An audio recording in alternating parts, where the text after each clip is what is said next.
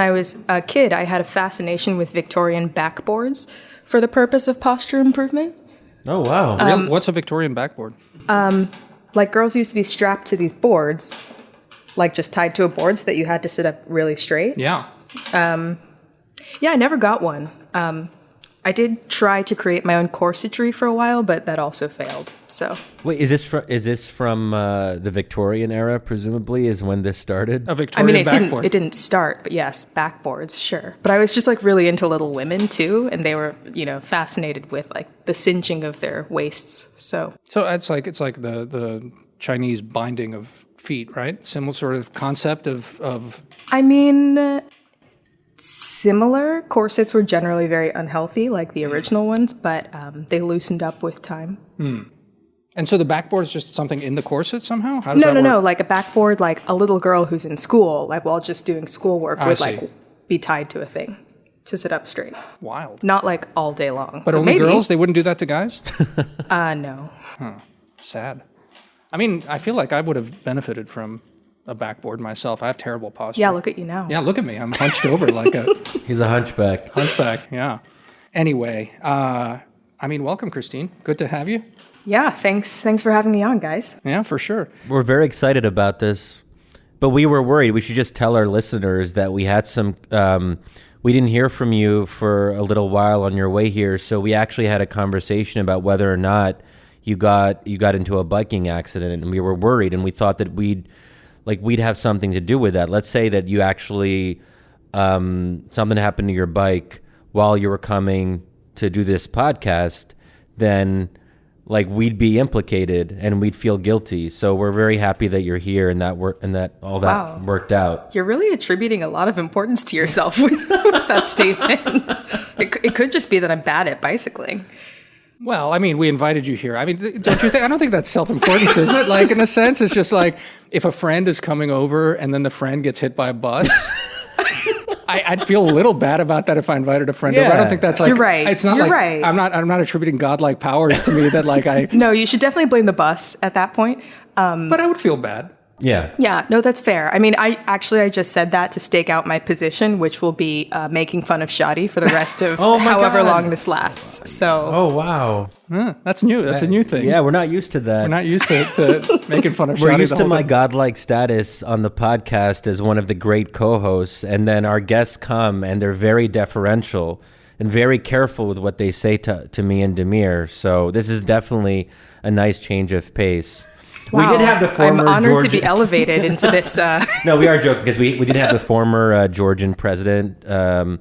So that we had a former head of state. So you're now in the pantheon of these amazing figures who have been on the podcast. Yeah. Wow, thank you. If you were going to appoint me head of state, which country would it be?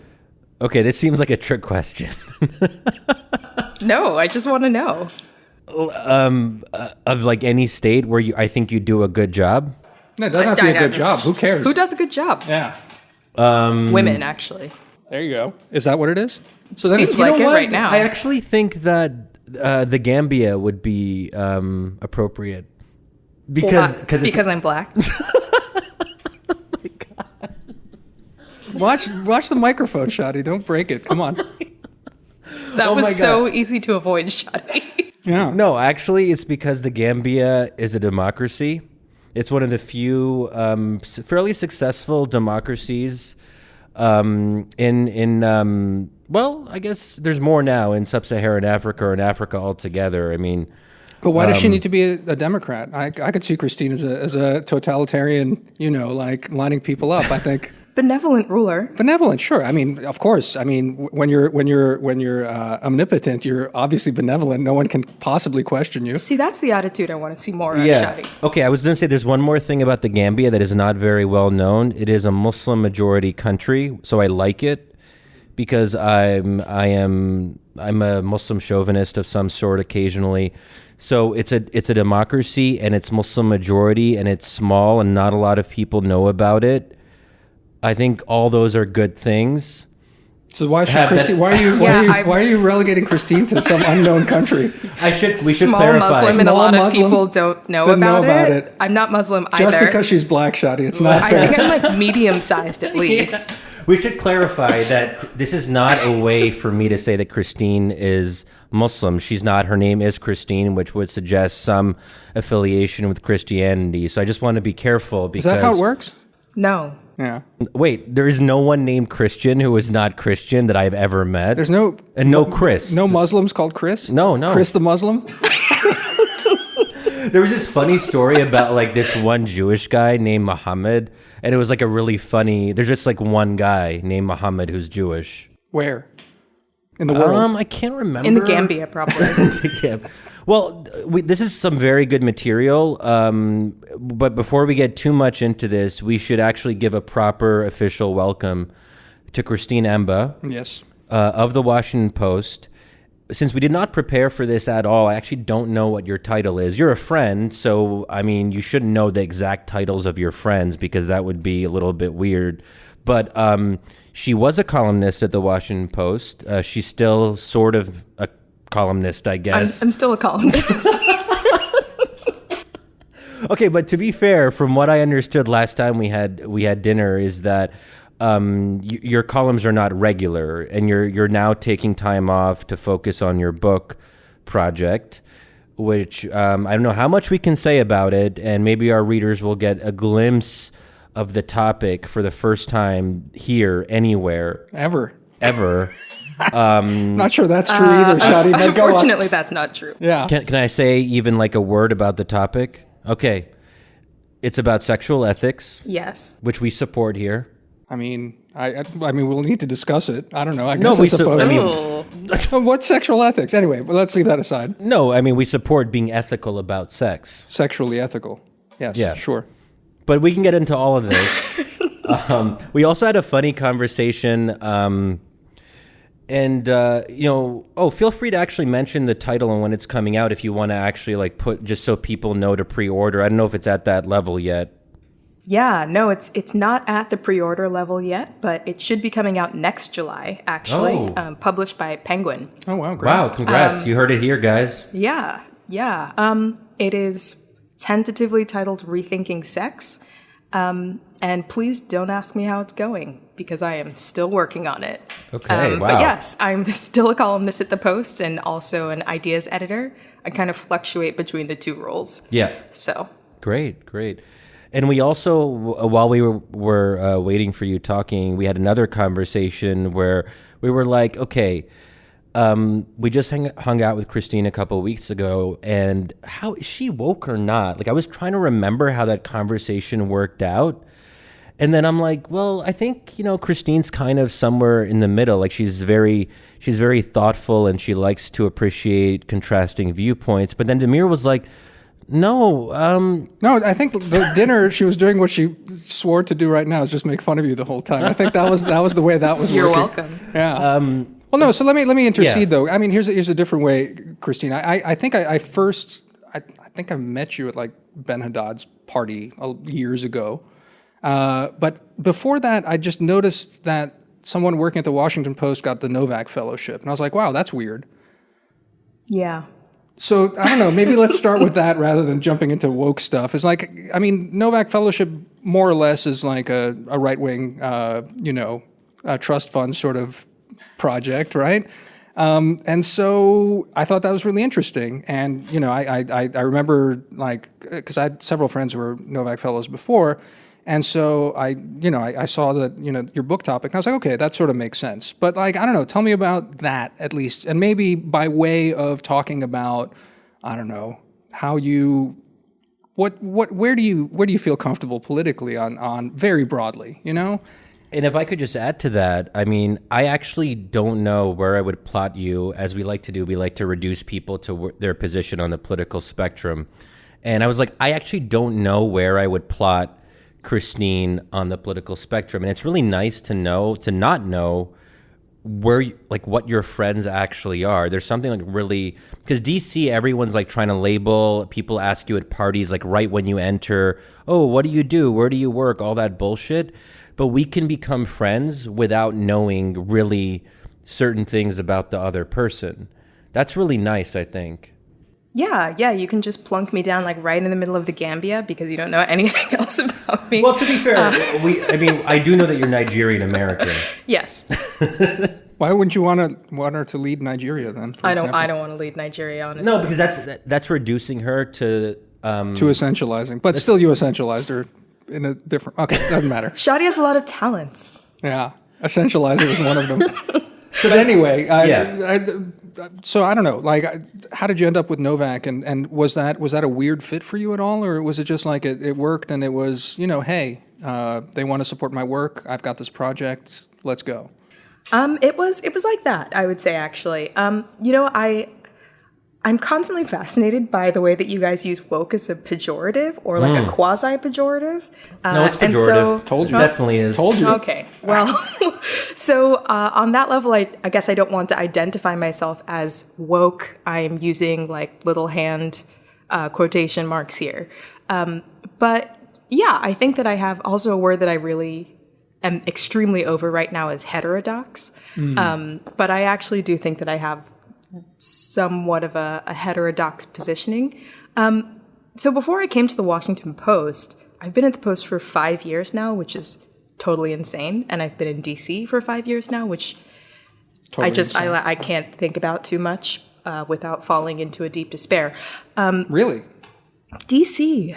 I moved from New York City to DC, and I meant to just like be here for like a couple of months and then move back to New York City, which is a place that I love, and I'm still in DC. But you kind of like it, right? I mean, that's how these things work. It's like, yeah, you're like, oh my God, this is not even a city. But then you're like, oh.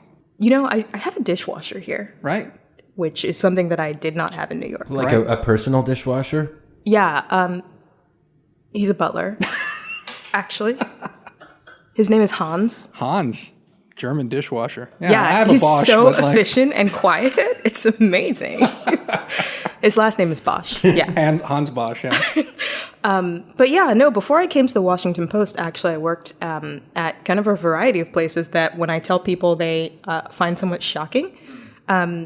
So when I graduated from college, I was like a consultant at a software company. Wow. Realized very quickly that I did not care about selling units of software and did care about ideas and clarifying them and sharing them and talking about them. So then I ended up at The Economist, the Economist Intelligence Unit, to be precise. And then from there, I took a fellowship at the New Criterion. Oh, wow. I did not know that. Yeah, small, reactionary, I would say, arts and culture journal magazine in New York City.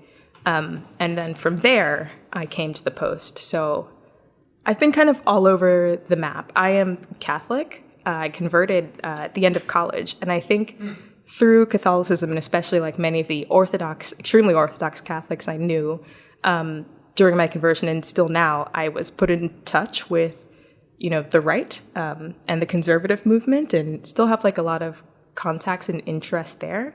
And the Post knew that you were conservative when they hired you, or that you had some conservative leanings and background. What do you think the Post just says? I actually changed my name and my face. No, but like maybe, I don't know. They probably don't even know what the New Criterion is. I know because like I have like a weird fetish for like small niche conservative weird publications. So Shadi and I are friends.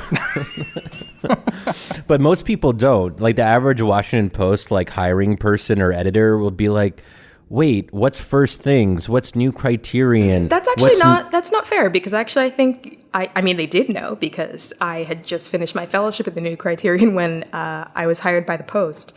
But I also would not identify as conservative, actually. No, but conservative, like background. It's fair to say that you had some conservative inputs at that point in your life. Like I said, I changed my name and my face through a secret plastic surgery, but I kept my resume intact. So they did see that when they were hiring me. I mean, it's not like Fred Hyatt is like a man of the left or anything like that. No, Shadi? but does Fred Hyatt like handpick people like that? If so, then I mean, maybe that's the way it works. How? What do you mean handpick? What does that mean? He's like reaches into Fred Hyatt Shadi reaches is making into like a weird hand motion that I don't love. No. I mean, he just like picks. He just reaches into the New Criterion. pulls out raw material. Brains dripping from his fingers. This is definitely going to be a unique episode. Yeah. I'm feeling it I'm so already. sorry, everyone. This is good. Anyway, so Shadi's weird misconceptions about hiring practices aside, so you come in sort of, I guess shaped to a certain extent and like at home, but heterodox, you're saying, which you're over now is this idea, but already you're feeling uncomfortable even there. Like you're I don't know. I mean, when I went to the New Criterion, I was really interested in getting more hands-on experience, just like with a magazine and with a journal, like laying out the pages, doing that hands-on editing with authors. And I did get that experience. But, when I was there, I would say that it was not an ideological match necessarily at all. Yeah. But that in and of itself, I think, was a real education, and I found it useful, and I actually met like some very interesting and great people there. Looking back on my time there, though, from where I sit right now, it's hard to imagine in some ways. If you don't mind me asking, how I ended up there, but yes, go on. No, I mean, where would you say was the major ideological divergence? Like when you're looking back at your time there, where do you feel that, hey, this was difficult to kind of like get past this gulf? Well, going back to your use of the word woke, right? Yeah. I think that there are some things that, conservatives or people on the right, especially the right today, which is completely consumed with the idea of owning the libs and not ever agreeing with anything that a Democrat says, that are deemed woke, say admitting that systemic racism is real, that the New Criterion was kind of there. They had already sort of embraced some of these reactionary points of view that I, actually strongly disagreed with then and disagree with even more now. They were like, racism's over. Like, we solved it. Not we've solved it. But certainly there were, pieces I've had to edit and, writers who I worked with or who that magazine worked with who would say things. And I was like, that's a lot. That's not true. But what's an example of something that wouldn't be true? The idea, say, that racism is over because President Obama was elected is, that's false, actually. Is that actually a position people had? It's a position people still have, of course. That seems a bit too, obviously wrong. You would think so, and yet. Yeah. Well, there was definitely this discourse, and presumably while you were working there, that was in the Obama era, if I'm calculating correctly. It must have been, actually. 5 years. Yes. Yeah. Unless you were at the New Criterion in 2007, which would be weird. I've been at the New Criterion for decades. I was born in the New Criterion. But Christine looks young, but in fact, she's eternal. That's the thing. Thank you. But look, I mean, I think Obama contributed himself to this idea that he was a post-racial, post-ideological president. He liked the idea of postness. And he didn't say that explicitly. He did say the ideological thing explicitly, but I think he did feed into this idea that America could transcend racial divisions and that he himself was an emblem of that. Of course. I mean, Barack Obama campaigned on a message of hope and change. And, any well-adjusted person, I think, would be hopeful and would want to hope that racism in America could lessen and perhaps end. I'm not entirely sure, though, that he himself believed that he made that the case. I don't think if you talked to Barack Obama, he would have ever said, well, yeah, I was elected president because, in fact, people are not that racist. Racism is over, and so it's fine.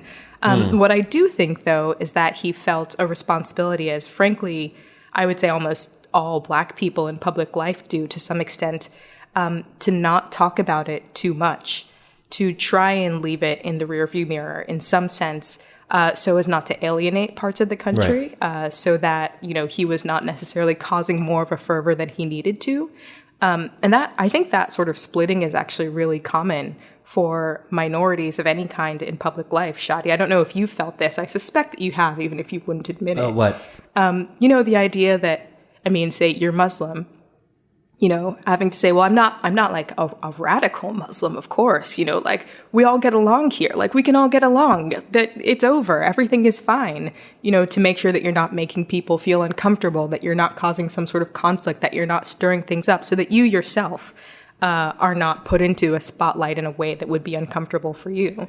That's interesting that you mentioned it, because I would actually say that a lot of my work in recent years has been about stirring things up rather explicitly, to say that, Islam is fundamentally different than other religions. Islam is not some fluffy, gentle thing that everyone's going to be chill with. And I've actually gone out of my way to say that it's not that.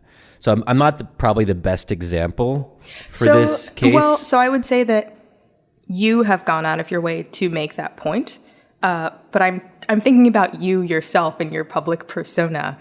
I'm Shadi Hamid. I work at the Brookings Institution. I am a responsible person who you can invite on your podcast or your panel any day of the week. Come on, Shadi. But does that have to do with me being Muslim, or does that have to do with me being someone who wants to be invited to other people's podcasts and publications? Well, I think both. I think to make yourself palatable in the way that you will continue to be invited onto other people's panels, podcasts, and publications often means not being a radical in a certain sense, or an essentialist in a certain sense about some things. You're definitely right about, like, when I was in my more formative years in the 2000s, I remember that this was, I can't believe this actually happened, but it used to happen post 9/11, where you'd be at some gathering. I remember one in particular in Chevy Chase, where these older white folks were talking to me at this reception, and they seemed very impressed. I was articulate and intellectual, and they were just like, "Oh wow, they just seemed like very taken by me, right?" And they said, "I swear to God, you won't even believe this." They said, "Oh my God, you seem so moderate." I believe that completely.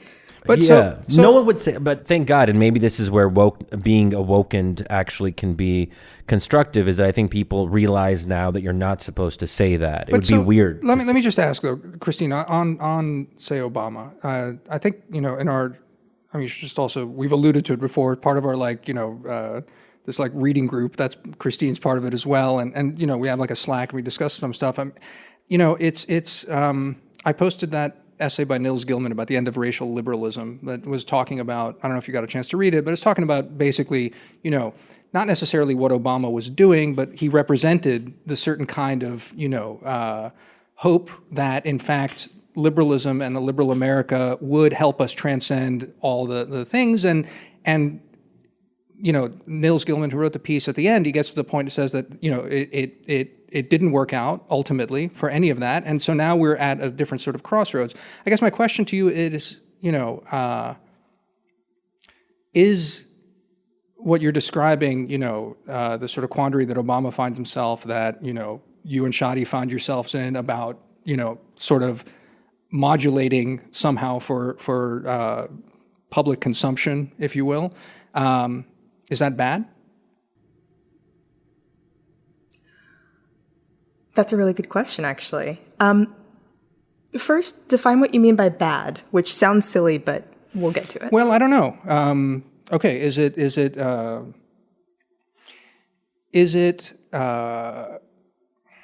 how about this? Is it a, not just somehow, is it bad for society and whatever progress is? Let's just define, not even is it bad for society? Let me put it that way.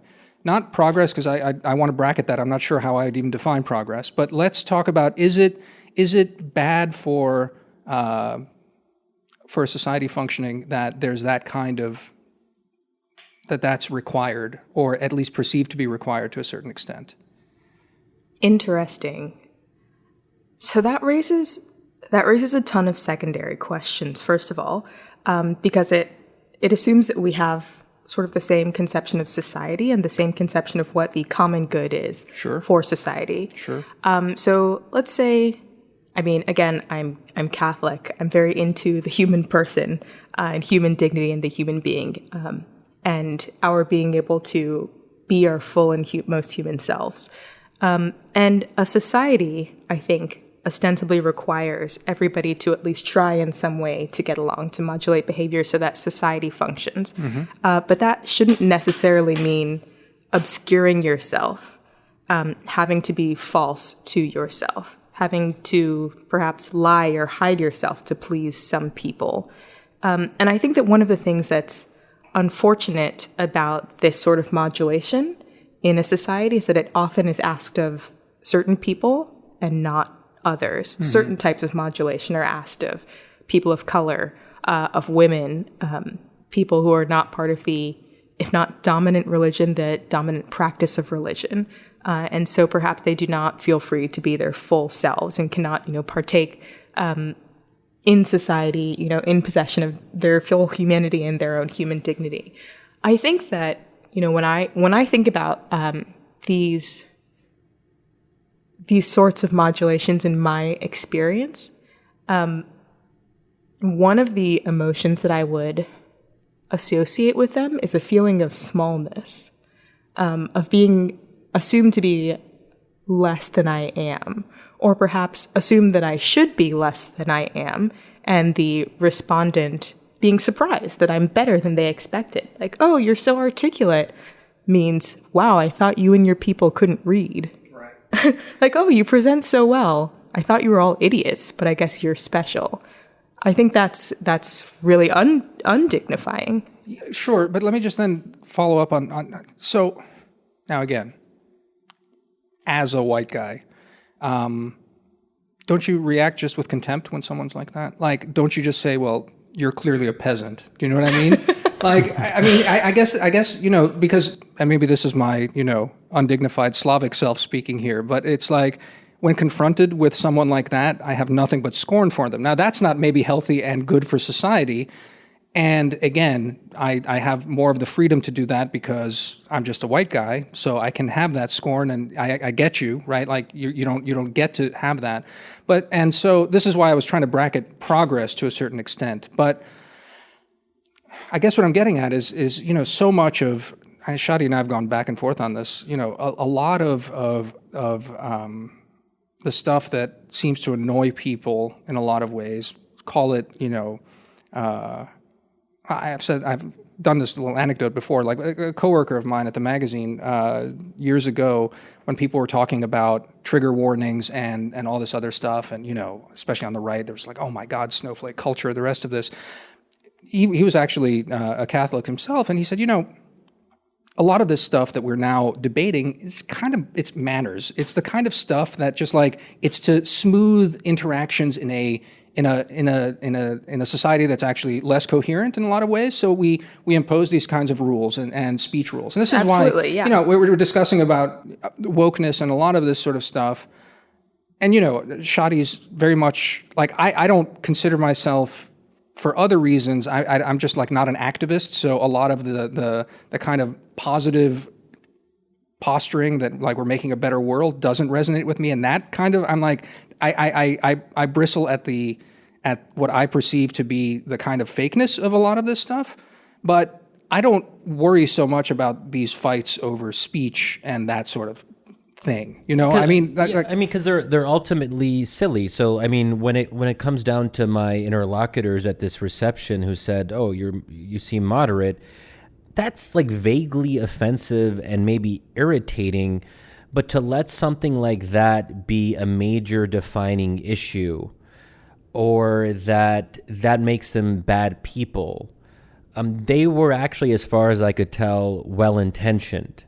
They just didn't know, they didn't have the right speech patterns, they weren't aware of the rules. And this is when I try to explain to people who aren't part of the moment and the movement what wokeness actually is, and you start to explain it in layman's terms, and I've tried this with my mom over time, over the last couple of months, you're like, oh my God, I'm describing this, I sound like a crazy person, because to anyone who is not initiated, it's all about these obscure rules and patterns that seem like they belong only in a religious cult.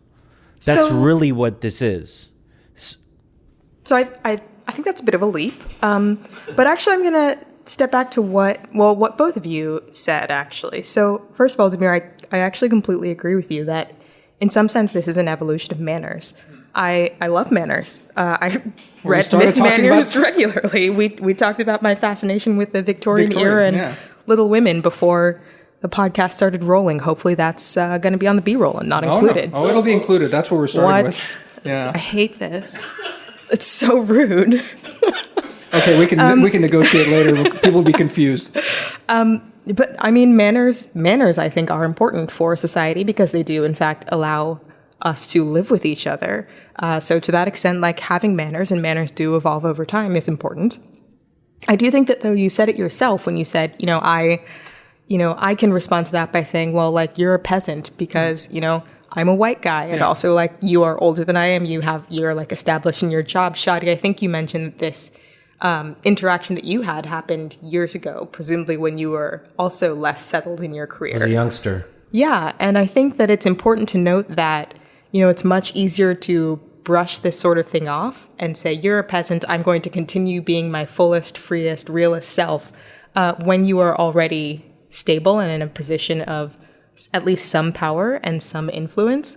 But it is not as hard to sort of brush off or push back on dehumanizing statements when, say, you're a 22-year-old at your first job, or your boss, somebody who has the power to hire or fire you, is saying these dehumanizing things. But why is it help me understand this. I mean, if it's happening when you're 22, you're a young aspiring person or whatever. An aspiring to personhood. I want to be a person when I grow up, actually. I'm really looking forward to it. I mean, and this gets into the debate about microaggressions, and I don't want to be dismissive of the experience for different minority groups. It is different. And as a Muslim, as an Arab, as a brown person, the microaggressions I experience are not the same that, all that. But I do wonder, because for me, I think the way that I grew up, in a much more combative time, there was no presumption that any space would be safe. It was about argument. It was about debate. It was about getting angry. It was messy. And we took pleasure in the messiness of politics. And I don't understand this notion of a kind of respecting someone's, like words are not violence. So, words can be recovered from. Of course. And I totally agree with you in that sense. I think I'm not saying that, these microaggressions, dehumanize me for life, that I feel like I'm a small person who no longer exists because this happened to me. Like, I'm telling you this. And I think back on some of these interactions and I laugh because, like, broadly speaking, they're hilariously inappropriate. But again, I think you take several leaps, and I think that often in this discussion of wokeness or microaggressions and how, stupid and mannered these things are, it's a leap, to say like, people shouldn't be so sensitive to, you can't say words are violence. It reminds me of, a parent who's like, well, I had to walk to school uphill both ways in the rain and the snow. And if I did it, you should too. It's like, maybe I could have a raincoat. Like it's not going to make me a worse person for having like a slightly, friendlier, perhaps more mannered life than you. In fact, like that might be good. I think that's where we would take issue, because we don't actually think that actually contributes to the good life. We have major objections to that premise. I mean, we believe, I can't speak for Damir, or maybe I can, I don't know. But, you can try. As some, I think it actually leads to better outcomes if people become, if they get used to challenging situations where they have to fight back, and they learn to fight back effectively instead of feeling that they deserve some kind of entitlement or special treatment. And then once again here, like I think, again, you're making a leap, by saying that somebody should not be subject to microaggressions by their boss. I don't actually think that I'm saying that they deserve some sort of entitlement or protection. I think what I'm saying is that they should be treated respectfully, like you would treat any other person who, you talk to with manners, as we discussed. Yeah, I mean, a boss for sure. I mean, like if you're working in the workplace, I think. Yeah, of course. If you're working in the workplace, if you're at school, if you're existing in the world. But I also think that there is a difference between, a super coddled, woke culture, this sort of thing that like Jonathan Haidt is always railing against, which is one thing. And yeah, just being polite to people. I do agree with you. I think that reasoned debate is important, that being able to push back on false arguments is important, that it is important to realize that people will not always understand you, people will not always like you, people will often have radically different ideas than yours, and you should be prepared to encounter people who don't necessarily love you anywhere you go. Like that's life, that's fine. But I think most people acknowledge that. You know, I don't think that anyone, well, let me correct myself. Some people probably are saying that you should be in a safe space where you don't encounter any sort of conflicting opinions, but that is certainly not what I'm saying. Oh, no.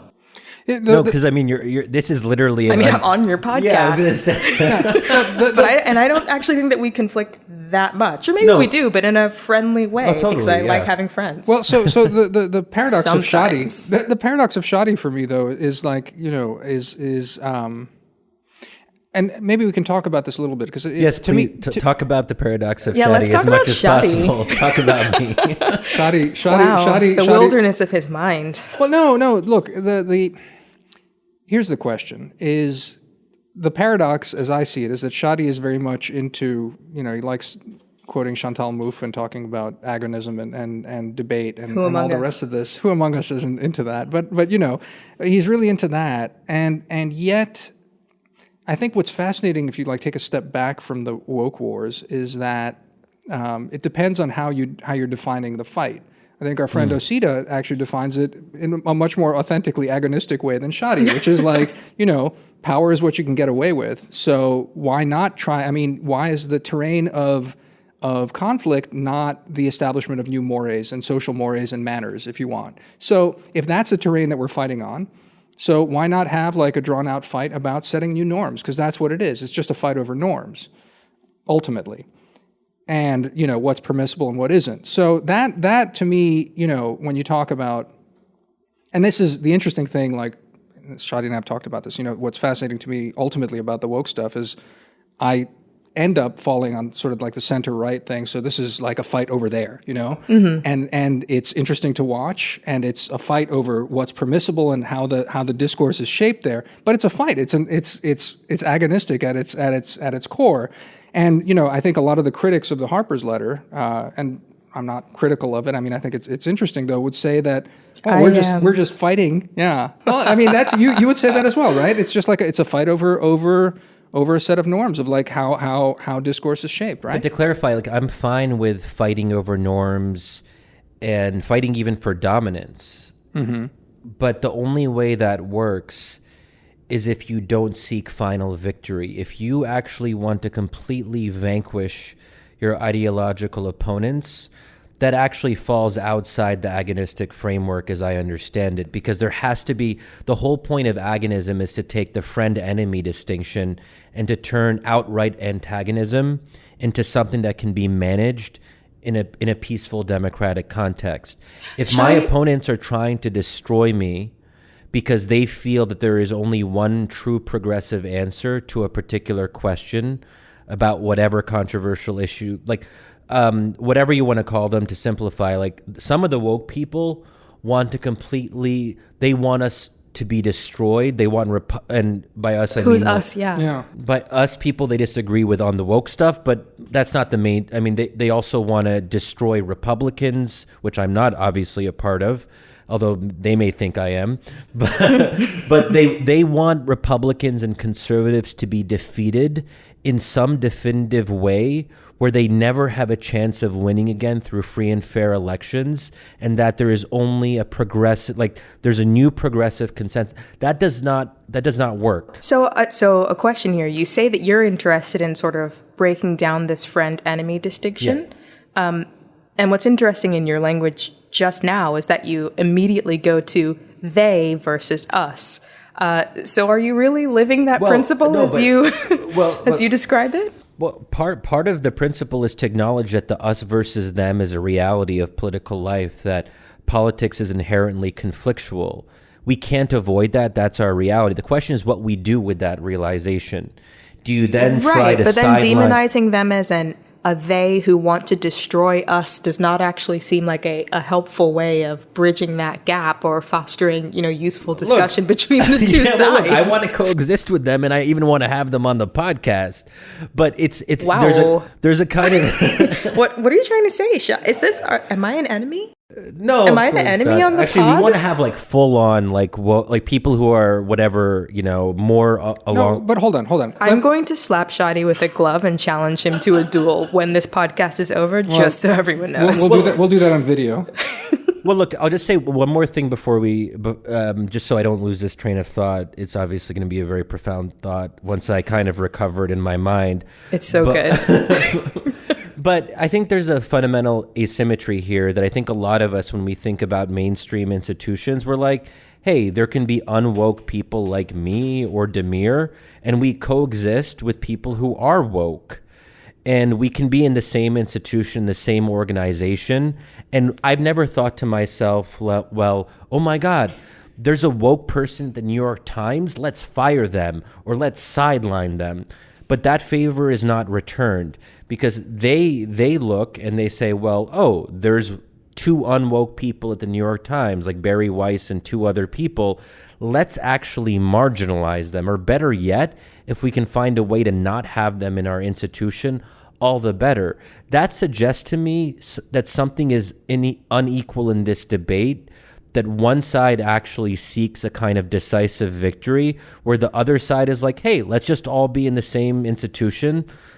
We disagree, but I'm here, you're here, whatever. It's not the end of the world. So, and then to counter that with almost the same argument, or rather the anti-argument, I would say that the right, the conservative side, does exactly that with anyone liberal or anyone who identifies as a Democrat or even has in the past once identified as a Democrat who tries to enter their ranks very frequently. I would also say working at the Washington Post, a place that I actually feel very lucky to work at. I think it's great. I think that we have a very positive work community. There are many differences of opinion, at least in the opinion section, but we are not going around trying to get each other fired over these differences in opinion generally. I think that the New York Times, from what I have observed and from what I've discussed with people I know who do work at the Times, a good amount of this conflict is just sort of a New York Times problem, a management and personality problem. It could, in fact, be the case that New York Times employees perhaps don't like certain other New York Times employees because they misrepresent what's going on in private meetings, or because they're, not nice people or something else, which then that person may attribute to their anti-woke sensibilities and say that that's why they were fired. That may not, in fact, be the case. Yeah. So I think that, we want to take some of these conflicts with a very large grain of salt. But there was a profound point that I was going to make. I'm surprised that it would happen to you. What was it? I actually remember it now, unlike some of the people. Some people, yeah. Some of the people on this podcast. So I would also say that, in this wokes v. non-wokes debate that you guys are having that I disagree with purely on terms, I would say that I also would not necessarily identify myself with one of these sides per se, in part because I also don't think that it's, appropriate to try and remove or excise from the conversation people who have dissenting views from mine. But also because I think that in some ways, at least for the left, for progressives, for Democrats who are trying to, make systemic change in areas that count, whether it's, trying to find some way to pass universal health care, whether it's to actually create policies that support parents and families, whether it is to try and end systemic racism and lower, the barriers for equality, that this debate on, what are our preferred pronouns? What is a microaggression that happened this one time in this one tiny classroom somewhere? Like, who said what on Twitter and why? And did you misspell my name on purpose or was it a mistake? And who left me off this listserv is a total sideshow. it actually does nothing really to advance the movement on these terms. I mean, one can say, though, of course, that these small shifts in norms and manners do pave the way for systemic change. By recognizing these small shifts, we are then able to recognize larger shifts. But, I think that things like the Harper's letter, I think that many of the discussions that we're seeing online over these like very small, almost to a normal person, incomprehensible sort of manners questions just do nothing to advance the real agenda. And so I tend to find them somewhat of a waste of time. I'll disagree on one point. I think the Harper's letter should be studied by future generations in every single classroom at the primary school level. As a waste of wood pulp. To actually understand the true meaning of free speech once Freedom. we enter Why not free into... speech? Just freedom. Or actually people Mission will be... accomplished. People will be huddled with copies of the letter, like printed from like old, like, I don't know. Papyrus. I don't even know how printers work anymore. But they're just going to like hold these little copies in this like future dystopian Wow, you know state. what sounds like a religious cult? Yeah. That. So let me ask a sort of a related question that's on my mind. I mean, I was bracketing the idea of progress, and I sort of want to sound both of you out on that because I think it's interesting. Again, we're talking about both like the agonistic approach and like what's the right like terrain to fight this on, right? What do you guys think is the role of? I think, Christine, to your point, exactly what you said, right? It's a lot of this is a sideshow because the problems are bigger, and you need to build coalitions around this to actually do it. I'm really skeptical. It sounds like you're somewhat skeptical of it, but I'm really skeptical of this idea that if you reform speech, that this raises awareness to like bigger problems, and that's what it is. It seems like to me that like political change and just change in general society is. It's at the same time a lot less intellectual and a lot less like norm-based. I mean, obviously norms play a role, but the problems are a lot knottier and harder. And politics is a nasty bit about compromise ultimately, and trying to figure out how to do these sort of things, almost horse trading. And then however you conceptualize progress in a society, it sort of comes out the end after this sort of like nasty thing. But talk to me a little bit about how you two see the role of ideas in changing things. I mean, you're both writers. I mean, we're all sort of write and engage with this stuff. I end up, personally, like laying my cards out on the table, I always end up sort of taking the pose, and I think this is why I end up being kind of passive in talking about social change, and maybe it's something why I end up sort of more on the right and sort of, more as an observer rather than feeling as an agent of these sorts of changes and things like that. How do you guys approach thinking about, well, even the current moment, and then the role of ideas in sort of moving stuff forward? Is that too vague? Or can you too... actually say a bit more about why you feel like you're on the sidelines as an editor? I mean, you're a gatekeeper of ideas in some sense, so you clearly have an influence on what ideas enter the conversation and how they're shaped. And some people were even talking about you today. I don't want to get too much into this, but people were saying on the interwebs that maybe Damir Marushik should be one of the moderators for the presidential debates. Oh my gosh, people said that about me too. Look, people... No, it's true. No, but the people saying it for me is Shadi. So real people are saying it for you. But like, Damir, let's moderate the presidential debate. That would be incredible. We can actually do a podcast maybe where like we can actually live moderate as it's on TV. I love it. I thought you were going to say we should have a podcast with Trump. And Biden. Let's also do that. That would be pretty sweet. Anyway, it would be horrible. But hold on, you were saying... what am I?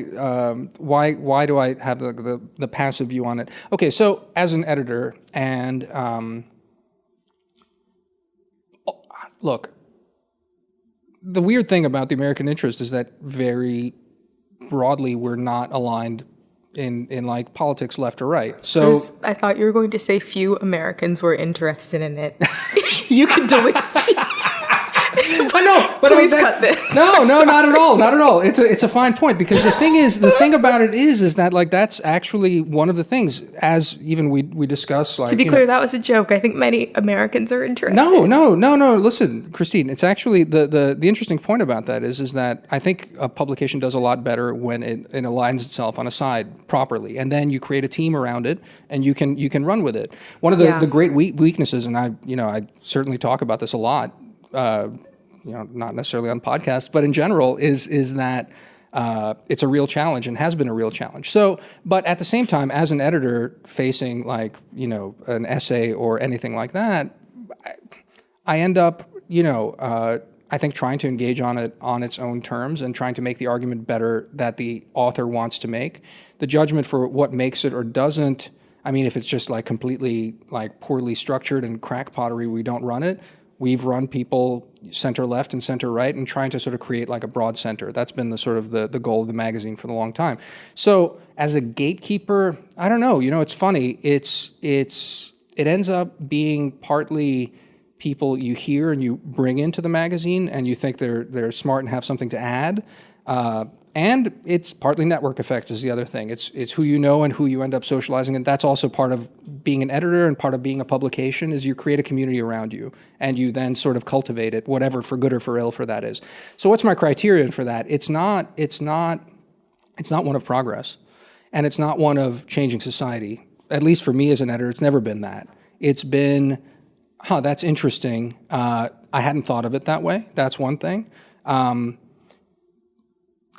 And it's interesting that, like, now that you push me on it, it's like, what's the criterion of truth? I'm not sure.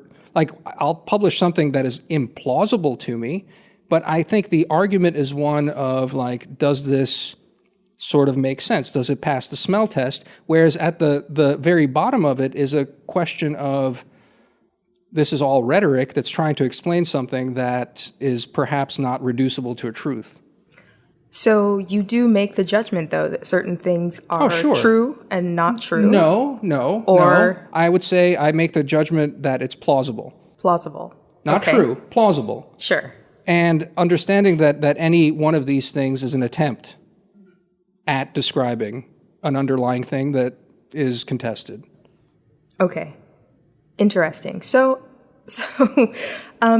to your point about the American interest and the number of Americans interested in it, actually, I strongly relate to that. In that we have discussed my leanings or non-leanings or mixed leanings, such as they are. I've noticed this myself in the current media industry, as a columnist, also as an editor who tries to commission pieces from people that other people will read. They're taking a side, having that spicy, piping hot take, being easily identified is, I was going to say it's a virtue. I think it's not a virtue, but it's certainly something that sells. And I think, for me, when I try to write, even when I tweet, I often avoid the hot takes. Yeah. I've frequently defined my Twitter feed as lukewarm takes, because I don't think that they are necessarily useful or valuable. I think that ideas are something that one should think about, turn over in one's mind, taste on the tongue before pronouncing something true or not true, even plausible or implausible. And taking that time and trying to be judicious tends to mean that you tweet less and have, fewer hot takes. And that is, in this climate, actually, if you want to be sort of, a popular figure, a liability, because we have these demands of, a constant, exciting news cycle where you have something to say about everything, and you always have something to say. You're always on. I think that,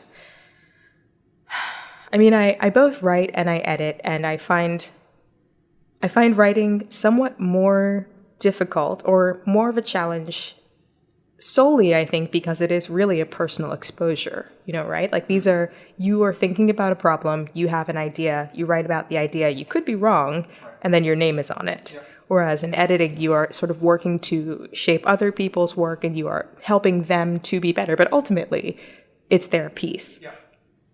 But when I think about the work that I do as a writer and also what I try to do as an editor, I do think that the role of a responsible member of the media is to try and give people something to think about and help to give a path to actual thought, if that makes sense. Not necessarily delivering a take on something, but saying, I think this is actually maybe what you were saying. Here's an idea that is at least somewhat plausible. Have you thought about it in this way? Here's a way to think about this. Here's an interpretation of what is going on in this moment to help you better understand how this relates to human life and the human condition and like perhaps some things that you should think about. I think that that's my role as an editor and as a writer. I think the skills that it takes in those two roles tend to be a little bit different. And you do have to be, especially as an editor, very judicious in what you assume to be a plausible idea and also the road that you offer for people to think about it. Well, so it sounds like we have actually quite a bit of agreement, and correct me if I'm wrong, but Damir and I, or just me. Speak for yourself, Shadi. The profound Shadi. So I don't see, there are things that I want to see changed that I care deeply about that have to do more with the Middle East and democratization in the region. And that's sort of, that's my academic background. It's important to me for complex reasons. But anyway, but I think that when it comes to the podcast, when it comes to what I write, that it's less about producing good substantive outcomes, and it's more about precisely what you alluded to, this idea of here are different plausible ideas or possibilities, and they are worth discussing. But the goal, I think, is to try to figure out why we believe the things that we believe. So what I like to do, what I think we do a lot on the podcast, is we're very explicit about what our starting premises are. And I think we're trying to get at what is the foundation for the ideas that we end up having. So if there are policy disagreements between Damir and I, it's not interesting to me to talk about the policy disagreement. What's interesting to me is to go like back through the chain to the very start, to the bit, like, why is it that Damir and I are similar in some ways, but quite different in others? We have profound disagreements on foreign policy. And that's because, as I've found out over time, Damir's priors on certain questions about morality, America's role, universalism, diverge from mine. But once we realize that we diverge on those priors, the goal isn't for me to convince Damir that I'm right and he's wrong. What is preferable, I think, is to say he has legitimate reasons for having different moral starting premises than I do. And we can sit with that, we can linger with that, and we can actually appreciate where the other is coming on these particular points, and that's enough. There is no resolution, there is no endpoint, there is no persuasion. So, oh well, I was just gonna say that sounds all very woke and multicultural, and let's appreciate our differences. To me, Shadi. So who's woke now? No. Look, but so look. Here, go on. Go ahead. Yeah. Yeah. No, but I actually do think that we have a lot of agreement here. I think that though this also presupposes, I think you and Damir are, friends, in part because you are in fact like-minded and you do have very similar priors. I think that one thing that,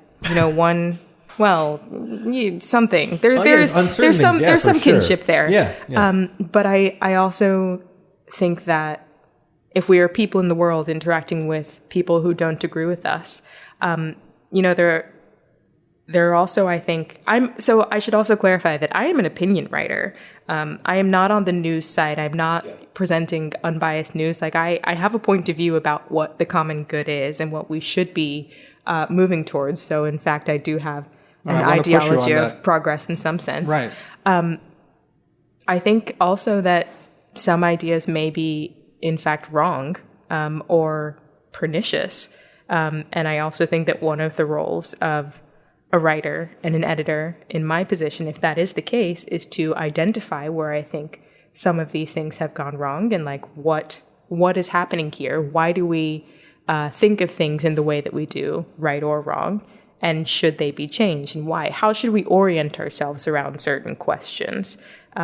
Giving clues to like who might have the right idea about this, whether it's identifying like this is a thing that people should read. This is a policy that has been proposed that is actually helpful towards this idea of the good. Let me push you on the distinction between something being wrong and something being pernicious. I actually think most ideas are wrong if they're not my own, presumably. That's a joke. But no, it's not. But where I'm very uncomfortable is deeming any particular idea to be pernicious, with the exception of ideas that are clearly, explicitly, and in a consensual manner beyond the pale. That if we all come to the agreement that certain things we've moved past and they are not to be relitigated. So, for example, if someone came to me and said slavery is right or moral, that is beyond the pale, that is pernicious. We don't want to, that person does not deserve a platform. What about, so to interrupt you there though, like that distinction unfortunately is not such a bright line. So sure, saying if somebody came to you and said we should reinstitute slavery, you would say, yeah, no, we're not going to do that actually. But I bring up the example because only things that are extremely clear and obvious and we all agree, that's settled. Okay, but most ideas are unsettled and most debates today are unsettled, and therefore I don't, for the most part, I don't want to call any idea that is in the debate, with very few exceptions, pernicious. Okay, so slavery, an idea that's settled. So, I mean, it's in the air always, but especially right now, ideas about race and racism and, the varying intelligence and usefulness of certain races. What about the idea, say, that people of color are kind of violent and a little bit stupid? Like maybe slavery was, slavery is bad, obviously. But some of these people can't control themselves, and it's an unfortunate thing, but we all have to admit that. That's not saying obviously that we should go back to slavery, but if you follow this idea to its conclusion, one might conclude that slavery wasn't like the worst thing to have happened.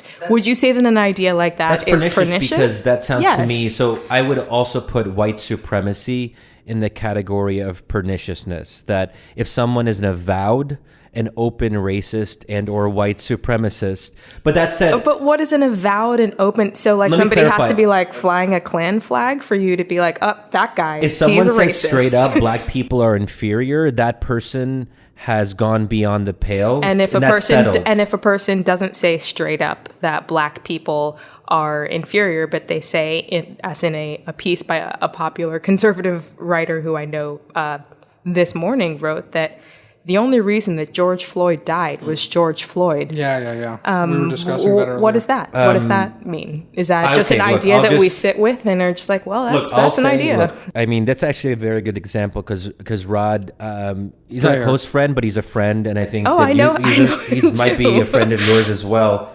And I've enjoyed debating and discussing things with him. I think I've learned a lot from him, from his book, The Benedict Option, so on and so forth. I gave it a glowing review.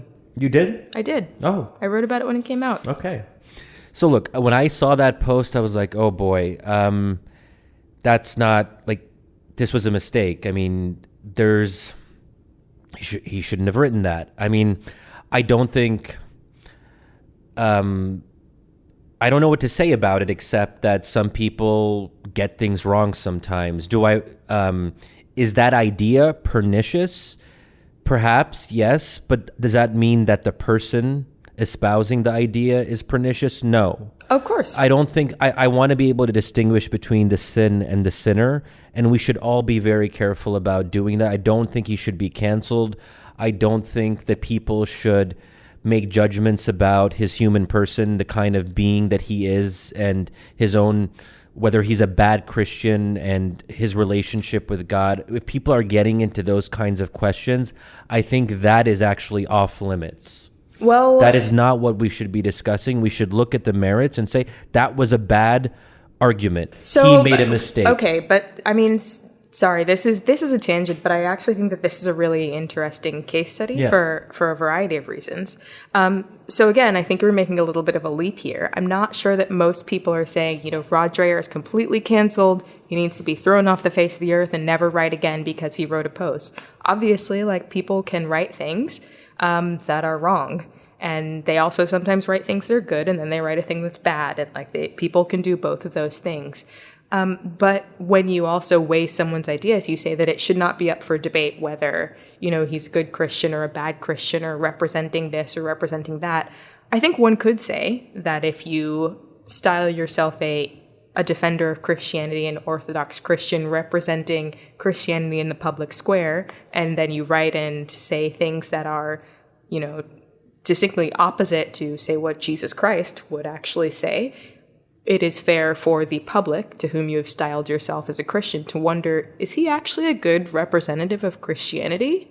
I think that's a fair question to ask. He's not like Jesus. I mean, you're right in this particular sense and this shows that even people who think they're good Christians or who want to be good Christians are in some sense flawed and broken, and you can see the brokenness in how they fall short of certain Christian ideals. Of course, but we're not talking. But I mean, I think that that's a separate question. Is Rod a good Christian? Is not the question that I think that we need to have. I think we agree on that, but I think it's fair to ask. Does this actually represent how Christianity is understood in America today? Is his representation of what Christianity is to be trusted as a Christian representation in the public square? There are many valid questions to be had here, but I think we can also say this is a bad idea. We don't need to continue sharing this idea. Well, can I pull you back though from this moralizing thing? And this is, we went back a little bit on chatting on this sort of stuff. But I love morals. No, that's fine. How dare you? No. Listen, this podcast is the Antichrist. Yeah, it is the Antichrist. Cancel it. Cancel it theologically somehow. No, but listen, it's so I read it. I don't know Rod. Never met the guy. But you did say what was said, just so our listeners who may not have read it, you did say a brief part of what he said. Oh, yeah. I mean, that George Floyd died because of George Floyd. That was the headline that he put on the piece and then changed it, right? I mean, right. I don't know what the details I feel like I could pull up the original headline. Yeah, I think it was something like the only reason that George Floyd is dead is George Floyd. Or something along those lines. And then he apologized for the headline, but you know what I mean? But not really. But for me, no. But I'm not about to make an apology for it. I mean, here's the thing. The idiot judgment on the headline. But even more, the fundamental premise of it was either he's an idiot personally, I think, by his own rationale, he's a fool, or he's just dishonest about it. Because here's the thing, and this gets to the core of it for me. He's well, I was led to believe by paying attention to the debate on all of this stuff that it was a clear-cut, absolutely obvious case of just, murderous racism that led to this.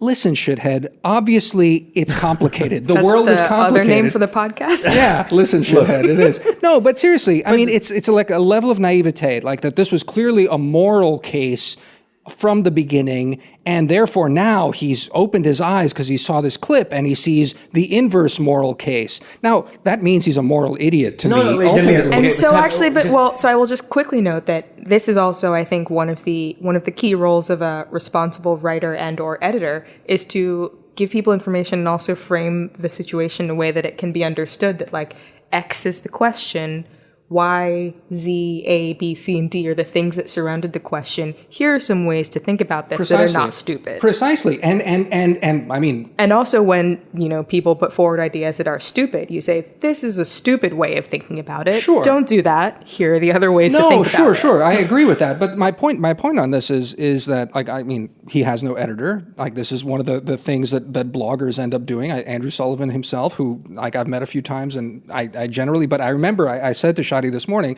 this reminded me of Andrew Sullivan and his worst, ultimately, which is like this unfiltered sort of stuff. It's like he feels like he's getting on some sort of moral high horse. It's not nuanced at all. But that shouldn't undo Andrew Sullivan at his best or Rod Dreher at his best. But it hasn't undone them. Like, right, that's the thing. So people contain multitudes. So Rod is capable of writing really bad things and also really good things. I don't care about Rod the person. I just Okay. don't. But I really don't. I actually do, though. Okay, you guys do. But I also think that this is also, I think, and this is the fundamental misconception that I want to continue to push back against in this definition of the wokes and the non-wokes. Like there's this jump from my criticizing this extremely bad post from Rod Dreher, who unfortunately has a history of extremely bad posts, but also writes good things sometimes too, that my saying this post is extremely bad means that I am canceling him, throwing him into the outer darkness. He's a terrible person. But some people would want that. That's precisely. And I think that some people would want that, but I'm not entirely sure that you can tar the entirety of people who are worried about, say, microaggressions or even pronouns with a brush of, fascists who want to throw anybody who has ever made a mistake before to the outer darkness. I think when you jump from saying some people are concerned about being woke, and it's like kind of annoying, to some people want to destroy us, and if you say the wrong thing, you will immediately be cast out.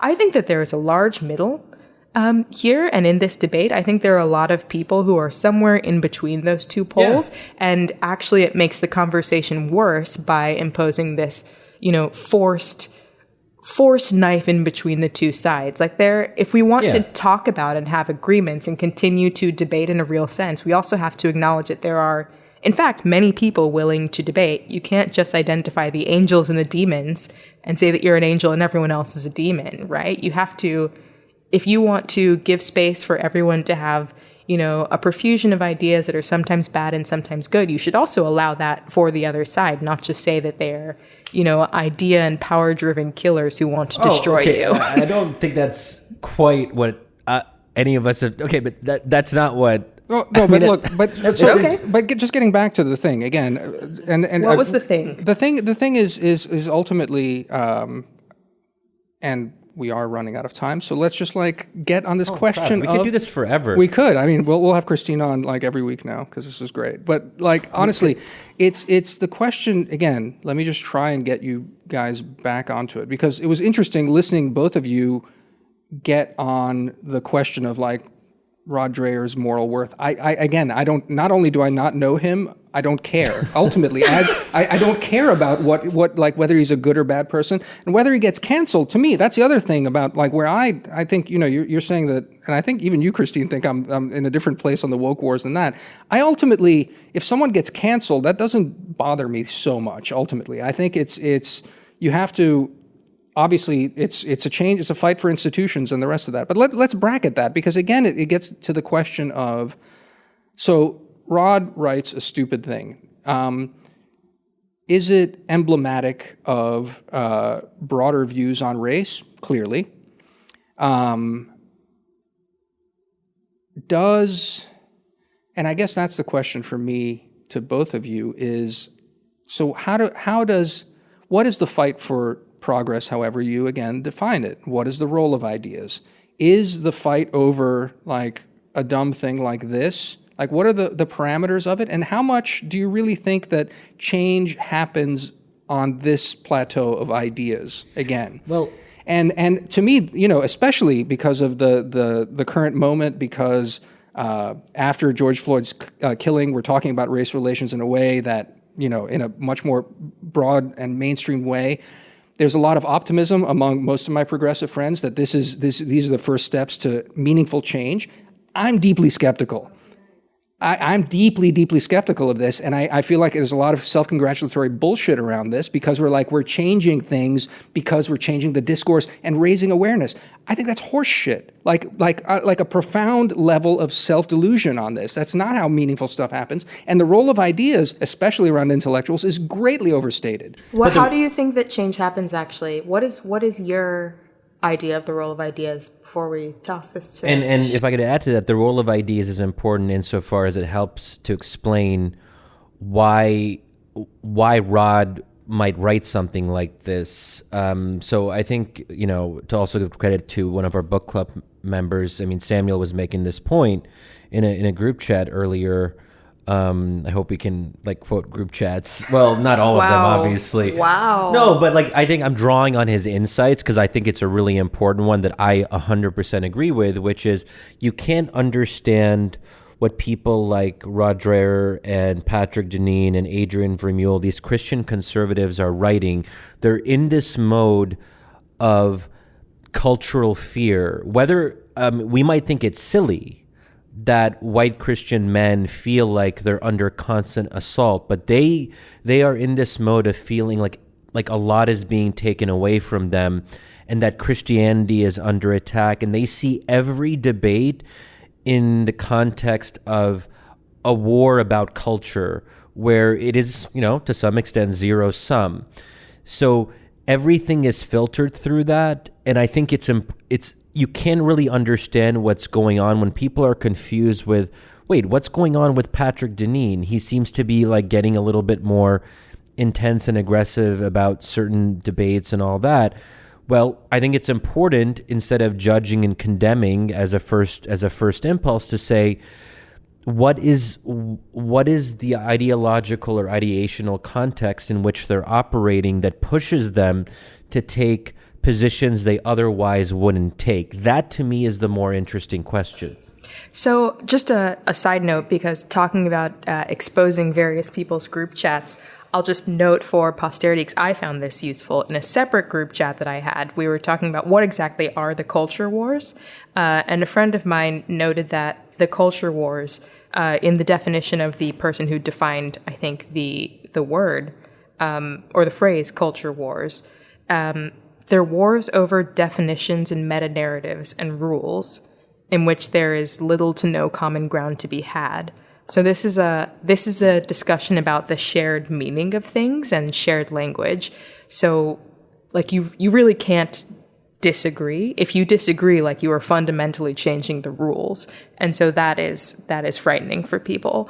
So I absolutely agree with you that many of these white Christian men feel nebulously threatened by the changing of some rules. And in some ways, maybe perhaps that is a realistic threat, and that rules are real So there is things. some worth in at least trying to understand, even if we fundamentally disagree, to try to understand why they feel under attack. That's legitimate? Yeah, absolutely. I think that there is a use to trying to understand why people feel under attack. I think the role of ideas and the role of one of the many roles of writers discussing ideas, though, is to present these ideas that are sort of floating around in the ether that have not, in fact, been clearly defined, even by those who are imbibing them, and whose antecedents have not been clearly defined, and say, this is an idea that you seem to have absorbed from somewhere. This is where it comes from. And if you follow this idea to a conclusion, this is where it goes. Are you sure that you want to have to identify yourself totally with this idea?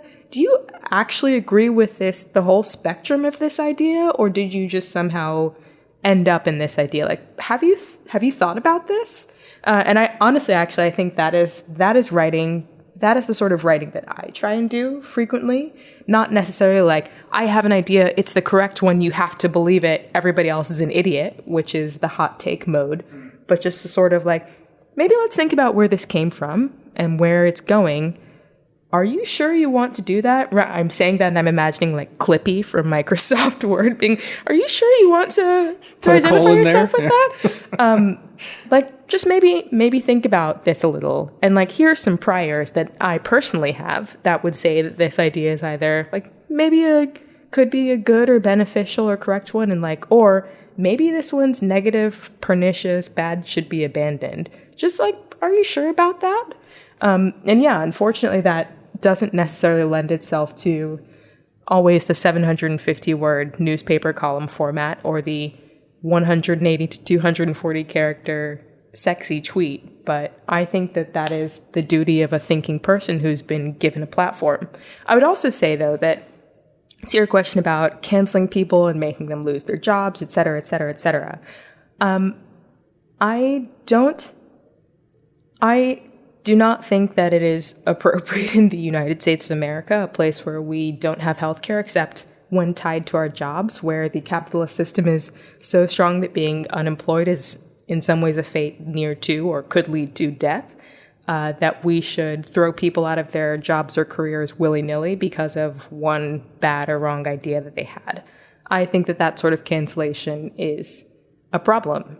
I completely understand why people are afraid of that. I think it's extremely a smart leftist workaround to make extremely the case. unfair. I'm going to use this. This is I good. I also think that having, a grand platform as a journalist, a columnist, an ideas person who is paid to think is a real privilege. I feel really lucky to have that.